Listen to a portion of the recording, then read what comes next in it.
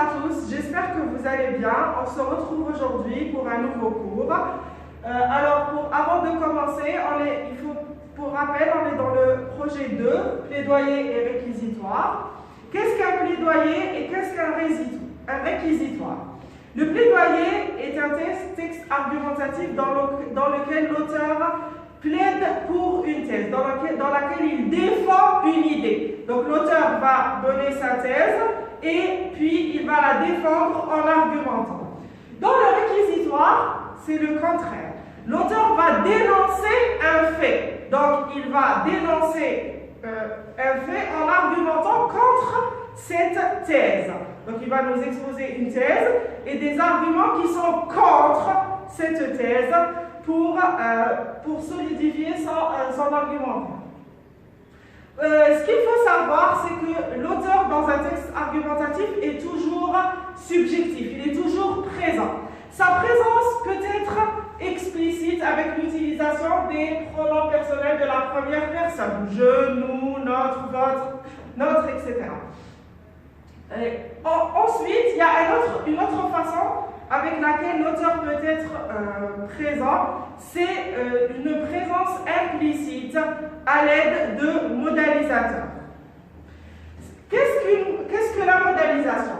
La modalisation sert à nuancer le discours par rapport au destinataire.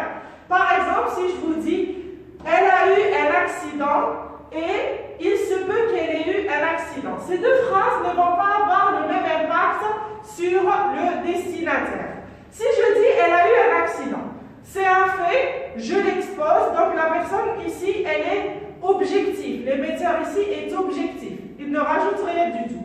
Si je dis « il se peut qu'elle ait eu un accident », là, il y a une subjectivité dans le doute. On n'est pas sûr de ce qu'on avance. Donc ici, l'émetteur est subjectif.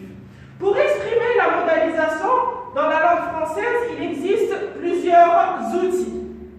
Employés dans la modalisation sont les verbes de modalité, pouvoir, devoir, falloir, vouloir. Dans l'exemple, par exemple, vous avez « il se peut qu'il soit malade ». Quand je dis « il se peut qu'il soit malade », déjà, je ne suis pas sûre de mes propos. Donc, c'est une modalisation. L'emploi du conditionnel. Il serait malade. Déjà, en employant le conditionnel, on va émettre un doute. Il serait malade. Donc ici, avec l'emploi du conditionnel, l'auteur est subjectif. L'emploi du futur antérieur. Il aura été malade.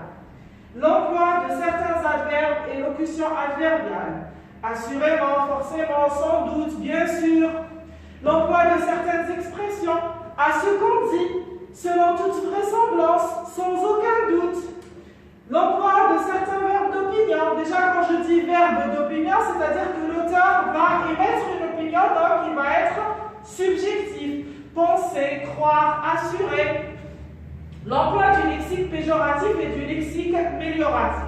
Qu'est-ce que c'est que le lexique péjoratif et le lexique mélioratif? Si je dis lexique péjoratif, ça va être tout le lexique donnant les points négatifs d'une thèse. Par exemple, dans le réquisitoire, l'auteur va beaucoup plus être porté vers un lexique péjoratif parce qu'il dénonce un fait. Donc, il va utiliser des adjectifs péjoratifs comme terrible, horrible, terroriste, par exemple, etc.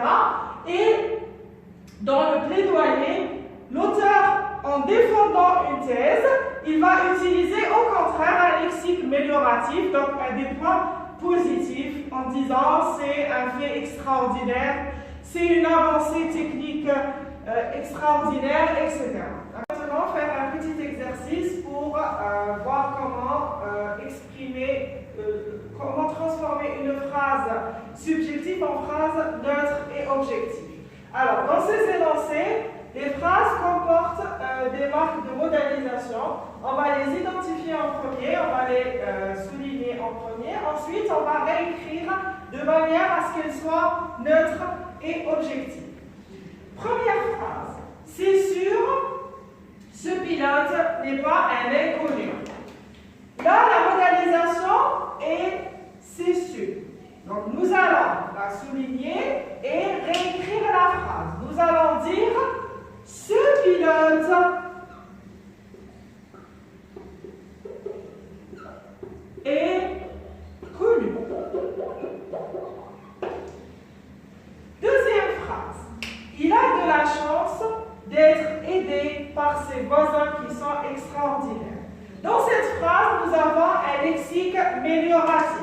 il a la chance, et extraordinaire, qui sont extraordinaires. Pour obtenir une phrase objective, nous allons dire « Il est aidé par ses voisins ».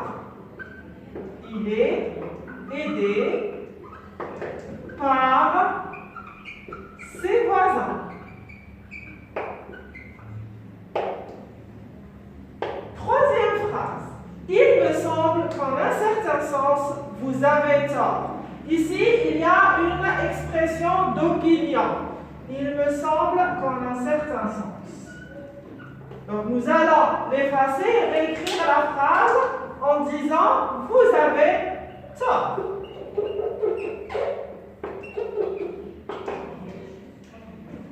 Dernière phrase, ce film est un monument de patriotisme. Déjà, avant de commencer, monument de patriotisme veut dire un très grand film qui parle de patriotisme, donc quelque chose de grand. Et ici, il s'agit d'un lexique amélioratif, un monument de patriotisme. Donc, on va réécrire et dire c'est un film patriotique.